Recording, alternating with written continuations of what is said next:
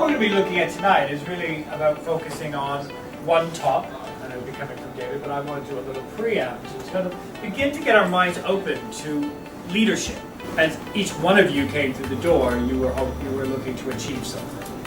And whether there is other people in the room, it's very much important about you taking away a personal journey and beginning to see how can we develop more as leaders, but begin to understand what are some of the key drivers to this terminology of service excellence.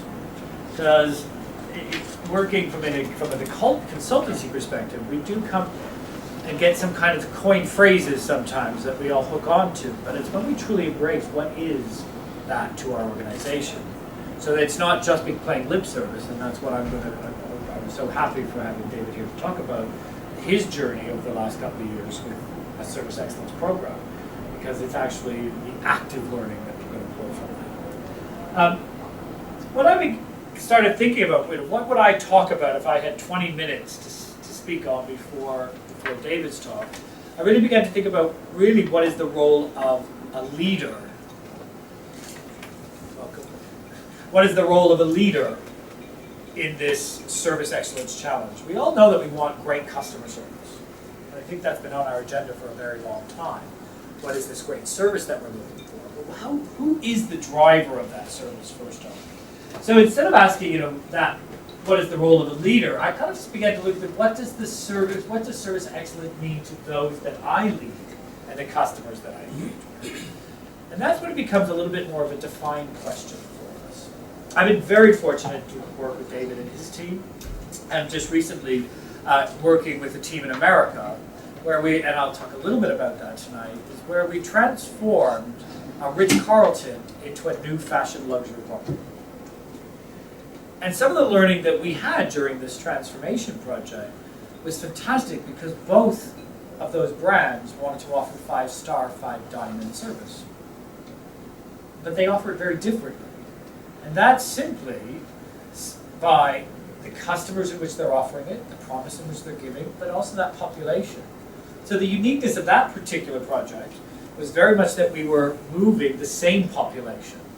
So they were still Ritz-Carlton, but yet now new fashion luxury. This is as a triangle that we often use at Bridge to help articulate some of this messaging on how we need to define our organization. So starting over here, where we have our core company values. Now that's not to say the company values that look like nice posters on a wall, because actually when we just put them as posters on a wall or put them out into our population without defining, they actually work as a disengager. Because for people then to have to say, well, I think this or I think that, you create a lot of discomfort in people to think, do I have the same vision for these values as my leader or my manager? So it's very important that we translate them. But the core values of our organization is everything that is our organization. It should be a part of your brand promise. When we market and advertise our organizations, when we speak about, when we tweet, whether we're using Twitter, whether we're using Facebook, all of that company information should be supported by the values, the things that make us who we are. Because brands are alive. And I speak about that all the time. That even when you study the way the brain processes brands, it's processed as a relationship. That's why we have brands we love. That's why we have brands sometimes we fall out of love with. Does anybody here ever hear yourself argue with your supplier saying, I would have expected more from whatever company? Who here said that? I just said it recently. Telling David about my Hertz car experience. But I would have expected more. However, why? Why would I expect more? Because somewhere, when they gave me at Hertz this lovely card that said I was a gold member and had 5 stars next to my name, I believed that I was special. And so therefore, I didn't feel very special when my car wasn't there for me. However, again, it hurt even more because I thought they promised me something even more. If I went to the budget one, I might have expected that. So all of that gets wrapped into the things we value. And if one of the things that we value is service excellence, then that is part of the foundation of who we are as a business. But all of that goes out to our customers, whether that customer be internal or external. Some of us are customer facing and we deal with the people who buy our products and services every day. And others are internal, whether we work in the accounting system, HR system, but our customers are the people who support our business. So I see no difference when we talk about customers. And we can give them all kinds of names. In the hotel, they're guests. Some of the patients in the hospital. But at the end of the day, the ultimate word customer represents the people who we represent. And just even on a sidebar, I worked on a very interesting project. And it was for an outsourcer. And the outsourcer was HP, Hewlett-Packard. But the client is Ford. And I asked many of the people in this call center, who do you work for? And often they couldn't answer. Well, HP pays my check, but Vauxhall is the people who are calling. But really, ultimately, Ford was always, to me, their employer, because those were the customers. And then as we come back down, it's really now beginning to understand this brand behavior. How is the attitude in our brand aligned in our people? Because if we are striving for service excellence, that is an attitude, but it's also supported by behavior. So as I was beginning to look at all of the work that we've done, say, with David and also with and then with the client at the hotel in Palm Beach, is then going one step further and beginning to understand is what do we really believe in? Not only me as a personal leader, what do I believe in? What do I believe is the vision of the organization? But also just as an organization, what are the beliefs that support the direction of the brand? And that's when our people really start to become engaged, is when they actually have something to believe in. Because values is one step ahead, or one step below. We need to create a value structure within our business. But I don't believe that's enough anymore. It's about beginning to look at what is the DNA that supports our organizations. Because we have this brand promise. And this brand promise is a thing that goes out to all of our customers. It goes out to our employees every single day. And think about yourself even as an employee. When you accept a job, it comes with a promise. When you buy a product, it comes with a promise. When you go on a first date, and so as we look at the brands are alive, it comes with a promise. And as we begin to create this employee engagement, that is one step to building the culture. Employee engagement, now after a lot of research and a lot of thought and a lot of work, if you had asked me 5 years ago, I would have said employee engagement offers you service excellence. I've actually started refuting a little bit of that and taking one step back. I don't believe that employee engagement necessarily gives you service excellence. The culture that creates that gives it to you. It's when the people believe, first we have to engage in something and then we have to believe in it.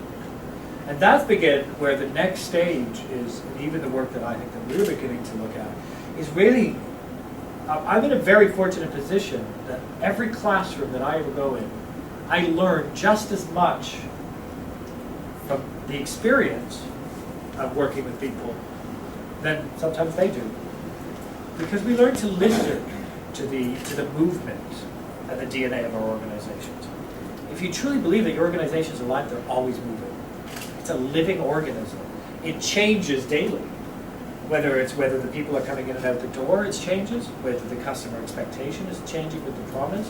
Whether it's the environment, whether it's the finance, whether it's the rain, the world never stops moving. So therefore, our culture within our organizations never stops moving. So we can never rest and think, wow, we've got employee engagement. The interesting thing is I've been finding is, if you engage your people and give them a little bit of belief, they will create the culture themselves that supports the engagement, that it supports service excellence. We have to first, be as leaders, give them opportunities to be engaged in something. And I look back at all the different histories and the things that I've studied, but my first degree was in sociology and anthropology and the study of culture. And I find that so funny now that as a consultant many years later, well, not too many, we talk about culture in our organizations, But we've been talking about culture since the beginning of man. As a species, we've been building cultures. So why is it so hard for organizations to understand probably one of the most basic things that it is to be human? To create a support network. To gather people of similar mindsets together, and collectively they do great things. That's what man has been doing since caveman days. But yet we think, from a management consultancy point of view, that we are the first people to ever create a culture. Cultures behave organically. And so that's why I say we have a brand promise. And in that brand promise, we engage our people to the things we promise. And when we have people who believe in something and believe in their environment, and with our support as leaders, we create a culture, a belief of people who want to make a difference in the service. So to end my little piece, I wanted to give you just 4 thinking points. And I'm happy to share these slides with you so you don't have to write them all down. But as I was sitting, and I only did this afternoon because I wanted to spend just a lot of time thinking about what would I say in 20 minutes. Because anybody who knows me knows I don't say anything in 20 minutes. I don't even order a pizza in 20 minutes. But the thing that I wanted to remember as a leader is be knowledgeable. Know your brand name. Again, the interesting thing that I got to experience in the last 6 months with this most recent project, and I lived on property in this hotel for 6 months. And I would come back to London for a couple of weeks, and then we would go back, and our team was just back and forth. So I as much as it slightly became painful at times, living in a 5-star, 5-diamond property in Palm Beach, with a nice gym, which I never got to, and a swimming pool. The interesting thing, and you never stopped working. Because when I walked out of my room, I was always greeted by some of the most happy hoteliers. Or sometimes non-happy hoteliers, who wanted to tell me their problems.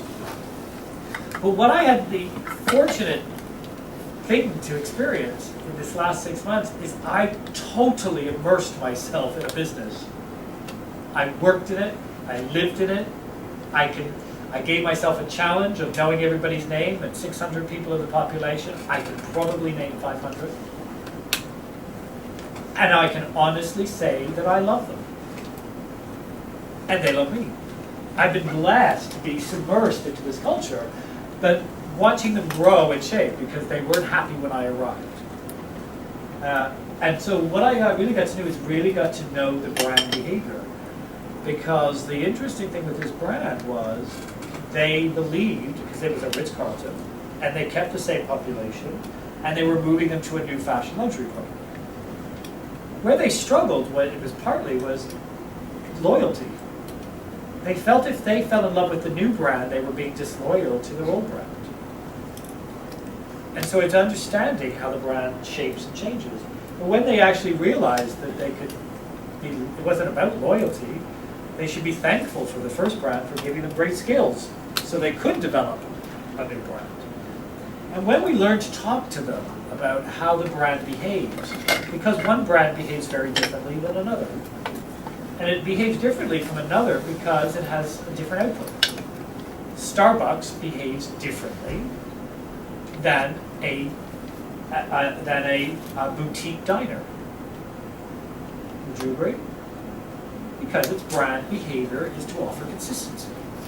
I was in Beijing, and the first thing that I did when I saw Starbucks was I walked straight in. I don't walk into a Starbucks ever. I don't particularly like their coffee. But I wanted consistency. It gave me exactly what I needed. So think about what is the behavior of your brand. Because every brand and every culture behaves differently. When you can tap into that behavior, that's when you truly get inside the DNA of your people. Because it is that behavior that needs to be replicated in the service that you offer. And that was interesting when I looked at when we went from one brand behavior, being 5-star 5-diamond, to another brand behavior. They're getting new types of guests coming in. Some are repeat because they want to come back, but they're also getting new guests. That's because the brand behaves differently, so it welcomes different behaviors through a door. Therefore, they have to then hire differently. Because one brand behavior, like a consistent brand, doesn't want people to think too much. They want people who can be told exactly what to do the same way all the time and be happy with it. But a unique brand, a one-off brand, needs to have people who are able to think and move and shape as fast as the market does. So when you go back to your businesses, whatever that business is, ask yourself, how does my business behave? Think about it as a human. And then that is how it then begins to offer the service. Because that behavior should be wrapped in your promise. The next one is be inspiring and take some risks. I think sometimes as leaders, we all get so caught up in the transactional, the paperwork, and all of the stuff that stops us from being great leaders, great managers, but have more faith in our people to discover great things. Be a participant in the growing of your culture, because saying service excellence or saying leadership, but also having faith that the great spirit that you have inside you does cascade out. Because if you are an inspirational leader, have true faith that that will rub off on people. And I can make lists of people in my head, and I look at organizations sometimes and think, sometimes I think organizations need 2 managing directors. Almost, because most of managing directors are having to be 2 people. They're having to be the transactional manager of keeping that boat running and going full steam ahead, but they're also having to be the inspirational leader at the same time. It's tough when you're a leader to be juggling both of those personalities of having to do all the transactional and sometimes the telling off and sometimes get it right and do this, but also be inspirational at the same time. I think leaders get a lot of flack. I'm writing an article at the moment, and this came to me when I was writing it, thinking about sometimes how leaders, you lose your temper a little bit with your leader. You get frustrated, and all of a sudden you get your fingers pointed at. You're not a very good leader because you're supposed to be always inspirational. Ever hear that? Sometimes we have to be both. But have faith in your people that when you're inspirational, have faith that some of that rubs off and they'll do great things. Be innovative and ensure your approach is fresh. When we talk about service excellence, or we talk about leadership, or we talk about culture, because as I mentioned earlier, I believe culture and brands are organic. So therefore, because they're organic, they are always shaping and changing. Therefore, our style of leadership has to shape and change with the culture and the way it grows. An interesting thing that we do at Bridge is if we're doing, say, a 5-module program, and this is one of the things that we did with David, and we also have done with when we launched the values, we did it in 5 series. And it was an interesting conversation that I've had on more than one occasion with clients, is some clients want to have all 5 modules signed off and given to them. Because they're 5 modules, it's going to be over the next 6 months or 8 months of training. I want to have all 5 signed off so I can say, yes, I agree with that journey. And I always fight against that. And the way I actually articulate it so I can fight that battle with clients is simply say, fine, I will do that if you sign a contract saying that when I finish module 1, I've not changed your organization in any way. Because if I change your organization, the stuff I designed for module 2 is going to be no good. And by module 3, it's going to be even more obsolete. Because if you're looking at developing your people and you're having to sign up the next year's project to develop your people, I believe you're doing it wrong. Because everything that you do should be organic. And if you believe that something that you're doing is so powerful that it's going to change your population, then how are you preparing month 3 to be delivered the same way? So always be fresh and always be continuous your approach. And that's what I say with training. How can somebody sign off a year's training program if the training was designed to inspire people to be different? It doesn't make sense to me. And then have fun and really get to know your team. I think one of the things that I really learned by living and breathing this last project, by being there, was how many amazing people existed within their team. There was artists and painters and musicians and real people that were supporting the service excellence of the programs. And when we as leaders get amongst them, it's that real stuff. Being a real leader with real people, I believe, is the way leadership needs to move. And I tried to draw it, and since I can't draw it, it never happened. But I was having a conversation with somebody the other day, and we were having this conversation, remember, lead from the top-down leadership, bottom-up leadership, sideways leadership. Over the years, consultants have come up with all kinds of ways to draw a triangle. Oh yeah, we're going to have sideways leadership, and the leader's over here. And I asked him to draw me the way he thought leadership should be going forward, and he drew it like a peanut.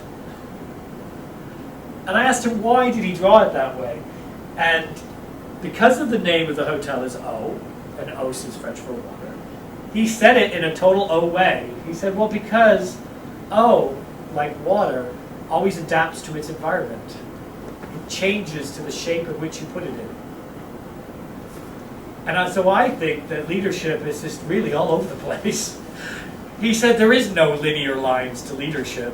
So it's just like a big blob on a paper some days. Sometimes I'm in the big blob, sometimes I'm in the bottom blob, sometimes I'm in this little bit in the middle, but I'm just floating around in this great big blob trying to make it move.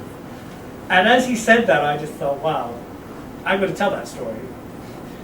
Because consultants spend a lot of time making triangles, when leadership will never fit in a triangle, as does Azure Team. And so I just wanted to play, when I was doing this project, you know the song Happy? Happy became quite synonymous with our project.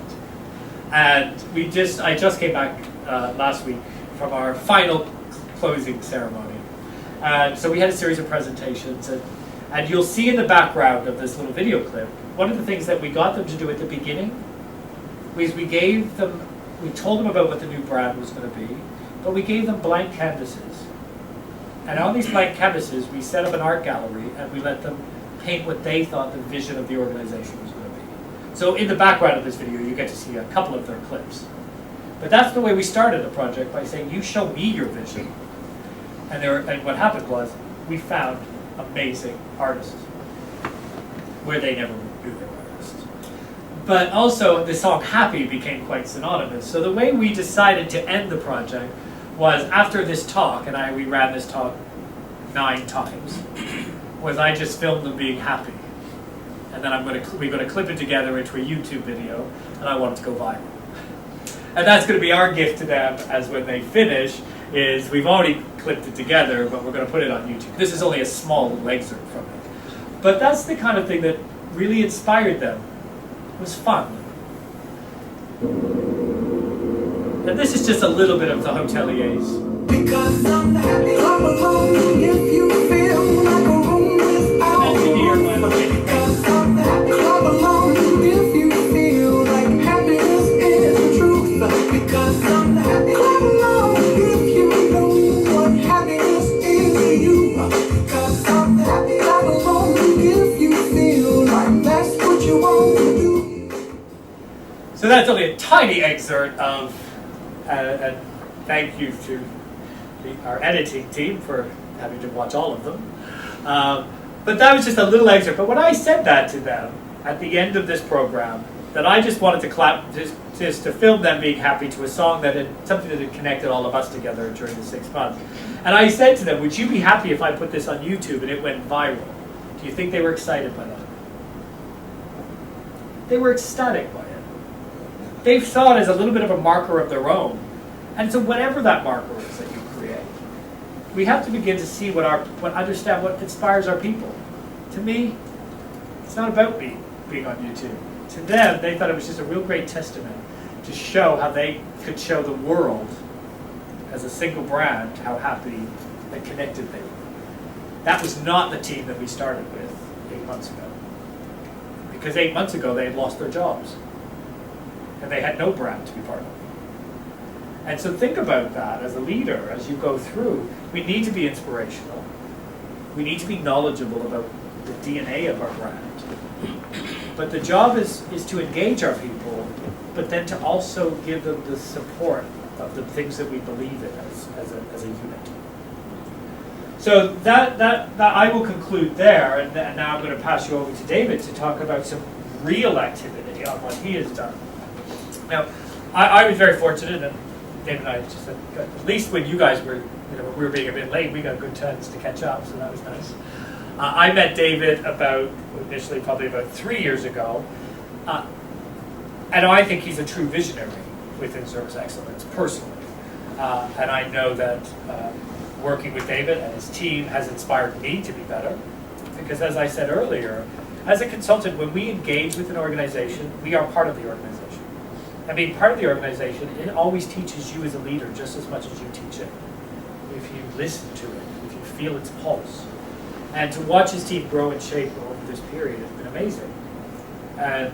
But coming from a leadership perspective, and to introduce David properly, as I was saying, he's a true visionary, because to put service excellence as a differentiator in healthcare, at the time when we began this project, was kind of unheard of. We didn't see a lot of healthcare organizations saying, hang on, what makes us different? And I won't go too far into the story of HJE, because I want David to tell you that. But sometimes I believe in fate, and sometimes I believe that we choose our clients just as much as they choose us. And I felt something different the day I walked into HJE for the very first meeting. They do have something different there. They do have something at their culture. So it wasn't starting like with a new brand. It was developing an existing team and culture and giving them some more guidance. And I think as a leader, I know David's got a strong vision of where he wants the service excellence. And with that leadership, it's moving, and it's growing, and it's shaping, and I see the team begin to connect. So I'm going to pass you over to David to give us a little bit of background on that. And I will hand you that clicker. And thank you, David.